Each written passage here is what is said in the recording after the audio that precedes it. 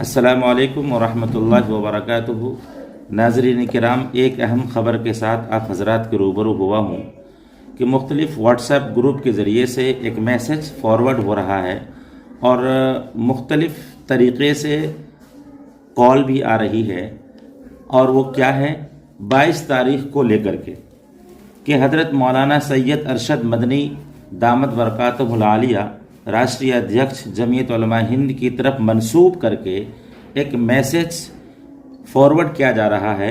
और वो मैसेज क्या है वो मैं आपको पढ़ के सुना रहा हूँ, वो सुनिए कि 22 जनवरी तक आपके मोबाइल फ़ोन में कोई भी मिस कॉल अनजान नंबर से आए तो दोबारा रिटर्न कॉल न करें। तमाम मुसलमानों से मौलाना अरशद मदनी राष्ट्रीय अध्यक्ष जमीयत उलमा हिंद की तरफ से एक अपील है। इस अपील को गौर से सुने और पूरे हिंदुस्तान में फैला दें। अपील क्या है, वो ये है कि 22 तारीख के दिन CAA पर सुप्रीम कोर्ट में फैसला है, इसलिए बीजेपी समर्थन के लिए सबूत इकट्ठा कर रही है। जिन जिन मुसलमान भाइयों का नंबर आपके पास व्हाट्सएप में मौजूद हो उनको ये मैसेज ज़रूर फॉरवर्ड करें। बराए मेहरबानी ध्यान दें, अगर आपको कोई नीचे दिए हुए इन नंबरों में से कॉल करे या इन नंबरों पर मिस कॉल करने के लिए कहे तो आप बिल्कुल कॉल न करें, वरना आपके बैंक खाली हो जाएंगे और आप NRC CAA में शामिल हो जाएंगे। जब इस बात की खोज की गई और पड़ताल की गई तो इस बात का कहीं से कहीं कोई भी सबूत नहीं मिला।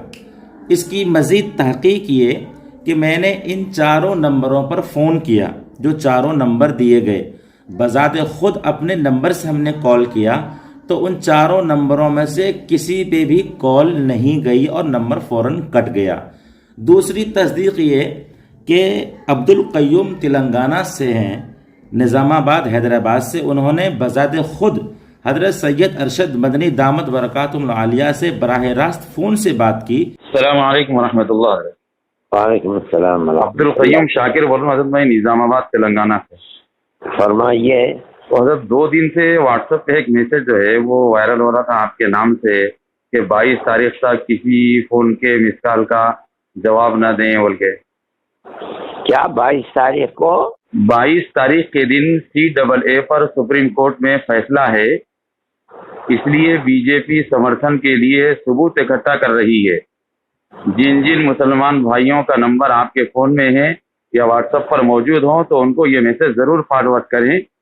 मेहरबानी करके कोई भी इन नंबरात से कॉल करें या इन नंबर पर मिस कॉल करने को कहे तो बिल्कुल ना करें, वरना आप जी ये सब झूठ है, मुझे तो मालूम भी नहीं। मैं जी वो असल में तमाम मुसलमानों से मौलाना अरशद मदनी की तरफ से एक अपील बोल के चल रहा है। झूठ है सब, बिल्कुल सबसे बेहतर। मुझे तो पता भी नहीं क्या चीज है जी, लोग ऐसे ही चला दे रहे हैं। किसी के दिल में खुदा का खौफ नहीं है। झूठ को झूठ ही नहीं समझती दुनिया। मैं इंशाल्लाह उसके तरदीद भी आपकी जानिब से मैं बोलता रहूंगा जहाँ जहाँ से आएगा। हाँ ठीक, दुआ की गुजारिश है। अल्लाह फजल। आपकी सेहत ठीक है? मैं ठीक हूँ, अल्लाह सेहत आपके अता। जिसकी ऑडियो रिकॉर्डिंग आपके सामने आ जाएगा। तो हज़रत अरशद मदनी दामत बरकातुहू हमने साफ तौर से मना कर दिया कि भाई ये बात झूठी है, झूठी खबर फैलाई गई है मेरी तरफ से। जिसने खबर फैलाई है वो गलत है, वो झूठे हैं, मुझे तो इसके बारे में कोई जानकारी ही नहीं है।